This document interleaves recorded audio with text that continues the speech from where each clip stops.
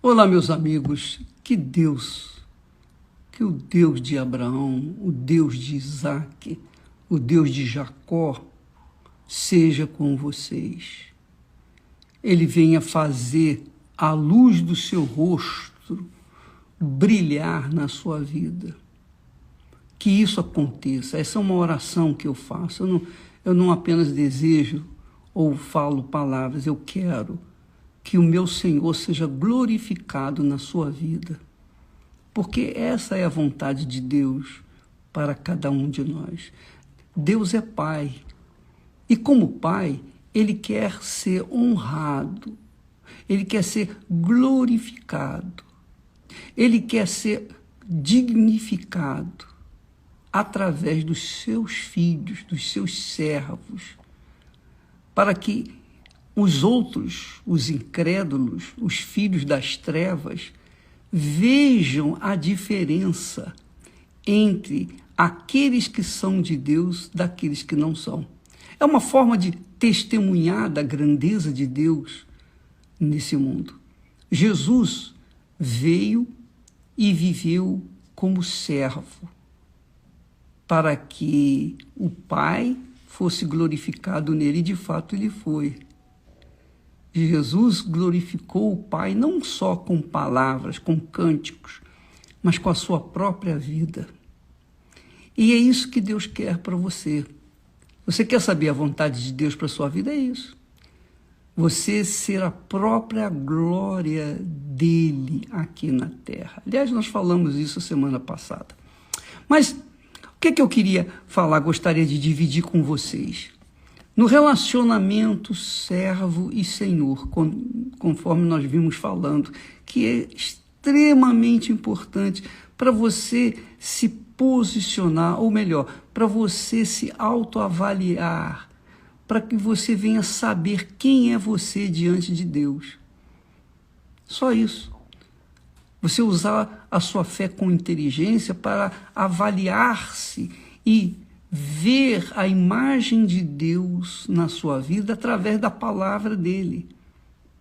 Porque a Bíblia reflete, é como um espelho, reflete a imagem de Deus, do Deus que nós servimos, seja ele o Deus vivo, o Deus de Abraão, de Isaac, de Israel, ou o Mamon. Então, nós carregamos a imagem de Deus neste mundo, do Deus que nós servimos.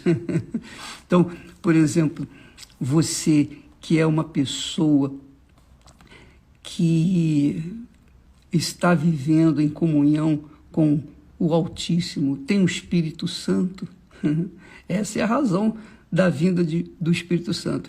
Ele veio para nos guiar toda a verdade e assim o Pai ser glorificado em cada um de nós. Obviamente, quando a pessoa não tem o Espírito Santo, ela não tem a imagem de Deus, ainda porque só o Espírito Santo é capaz de refletir no nosso ser a imagem de Deus. Mas então, falando sobre servos e o Senhor, vamos avaliar uma parábola que o Senhor Jesus falou sobre os servos, os diferentes servos. Aí você vai ver que servo você é, que servo eu sou diante dessa palavra. Ele disse assim, um homem, quer dizer, Deus falou, Jesus falou, que o homem o Senhor resolveu sair por algum tempo e pegou toda a sua riqueza, melhor, pegou os talentos, chamou os servos, 3 servos, e disse assim, você recebe 5 talentos. A Jesus deu 5 talentos, o Senhor deu 5 talentos. Ao segundo deu 2 talentos. E ao terceiro deu 1 talento. cada um segundo a sua capacidade. Cada servo recebeu o talento de acordo com a capacidade que ele tinha para desenvolver o seu talento, multiplicar o seu talento e trazer o lucro para o seu senhor quando voltasse. Esse é um teor, um dos teores da palavra dos servos. Então, a um deu 5 talentos, a outro deu 2 talentos e a outro deu 1 talento, de acordo com a capacidade de cada um. Veja que ele não deu 5 talentos para os 3, não. Você veja que Deus é justo. Porque ele é justo, ele não faz nada, absolutamente nada injusto. Quando ele deu talento para o que tinha 5, que recebeu 5 talentos, ele sabia que aquele primeiro que recebeu 5 talentos tinha capacidade para multiplicá-los. E o segundo, que recebeu 2 talentos, ele só tinha capacidade para multiplicá-lo 100%, os seus talentos. Mas o terceiro só tinha capacidade para multiplicar 1 talento. E ele foi justo, ele não foi injusto. Você diria, mas espera aí, poxa, ele tinha que ter dado 5 talentos para cada um, ou então dar 2 talentos para cada um, ou 1 talento para cada um. Não. Você sabia? Deixa eu falar para você. Alto, bom som. A maior desigualdade é a igualdade. A maior injustiça é a igualdade. Por quê? Porque a igualdade nivela os que são capazes daqueles que não são capazes. Então, quando se nivela os incapazes com os capazes, isso é uma injustiça. Então, por isso que Deus chamou para a igreja, constituiu para a igreja, a sua igreja, apóstolos, profetas, pastores, mestres. Quer dizer, cada um na sua função, mas de acordo com a capacidade de cada um. Então, Deus é justo, ele dá talento na medida que nós possamos multiplicar.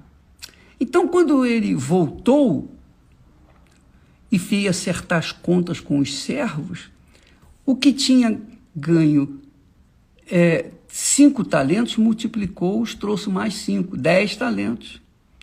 Então Deus, o Senhor, disse-lhe, muito bom, servo bom e fiel. Servo bom e fiel.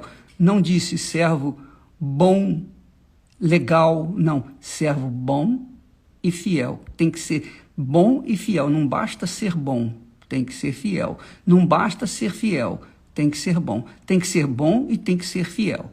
Então, aquele que recebeu 5 talentos, devolveu mais 5 e o Senhor lhe elogiou o seu trabalho, o seu desempenho e viu que ele realmente tinha condições de multiplicar os talentos. Ao segundo servo, não está falando de incrédulo, não. Ao segundo servo veio, Senhor, o Senhor me deu 2 talentos e eu os multipliquei. Eu tenho aqui 4 talentos. Então Deus falou para ele, ou o Senhor disse-lhe, muito bom. Você multiplicou os seus 2 talentos, então você é considerado bom e fiel também. Foste fiel, um pouco, sobre o muito te colocarei. Muito legal isso, né? E muito bacana, muito bacana. Foste fiel no pouco, sobre o muito te colocarei. Mas chegando o terceiro servo, eu não sei se esse servo era obreiro, se ele era pastor, se era bispo, eu não sei que tipo de servo era, eu sei que era servo, mas era um servo do Senhor, ele era um servo do Altíssimo, e ele havia recebido 1 talento. Então, quando ele recebeu 1 talento, ele foi, o que ele fez? Ao invés de multiplicar o seu talento, ele escondeu o seu talento. Ele disse assim: atemorizado,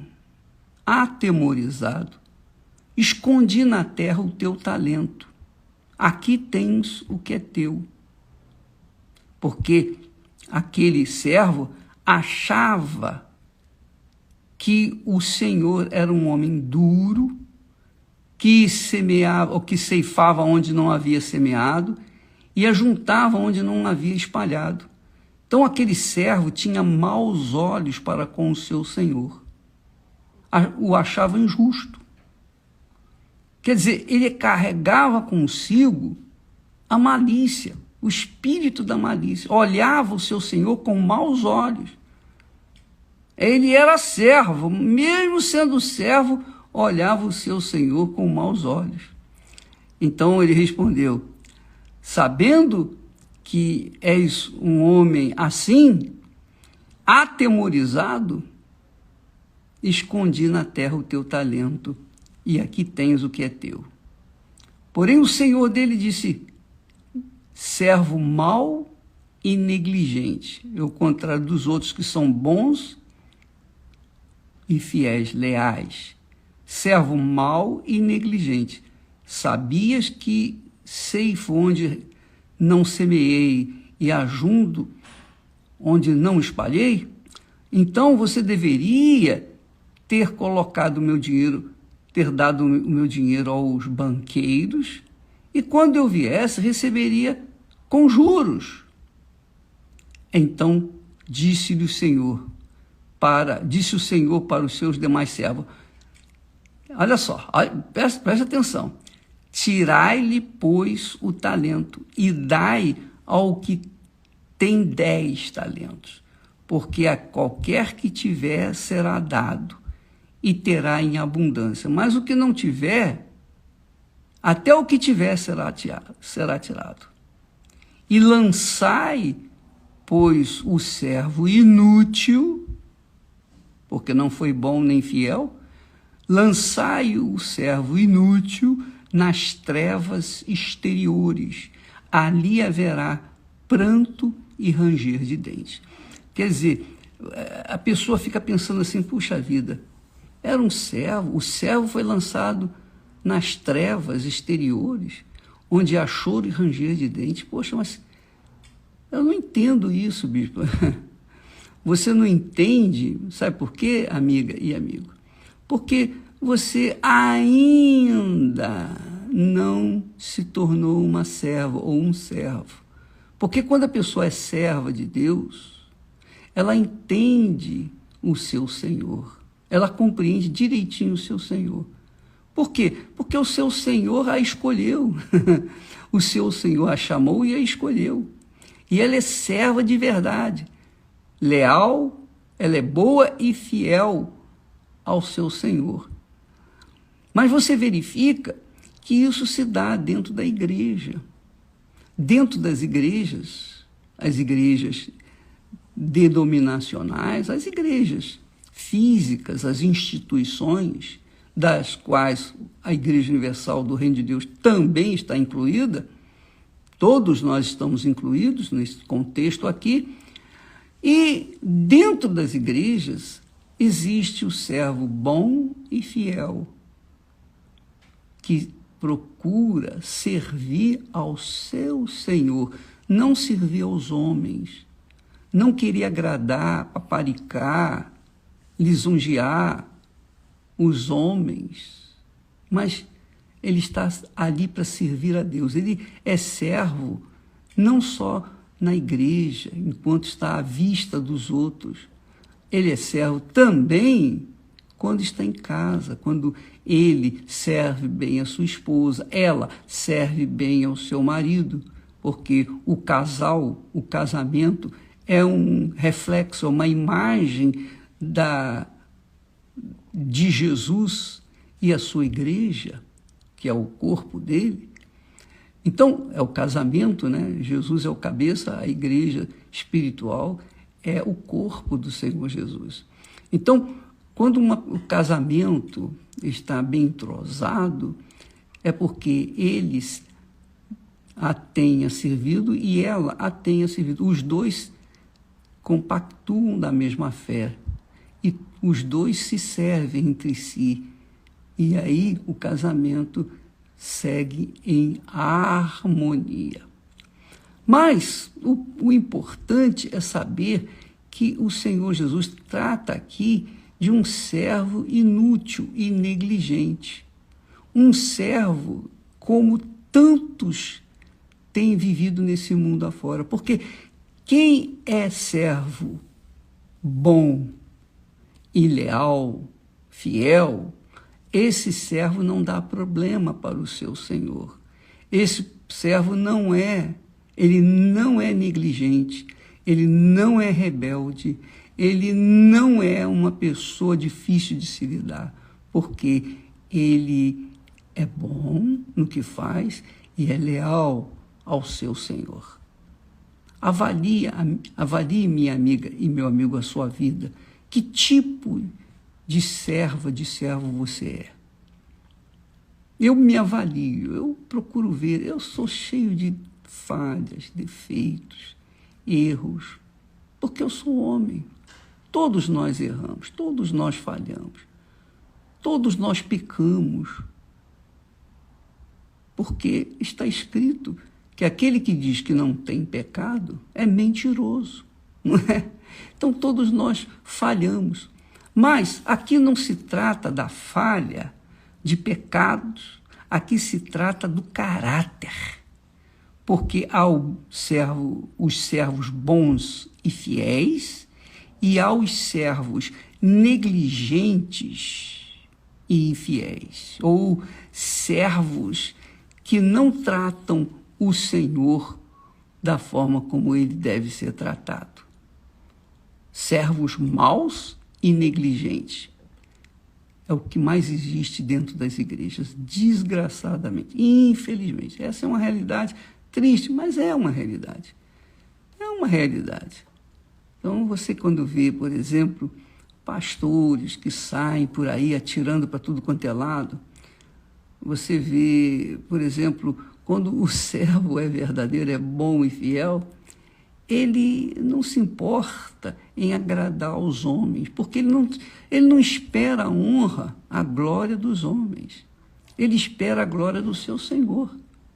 É o Senhor, o Pai, quem honra aqueles que servem ao Senhor Jesus. Então, quando o servo é servo, ele é bom e é fiel. Mas quando o servo não serve, ele é mau e negligente. E por isso a vida desse servo fica travada, amarrada, presa.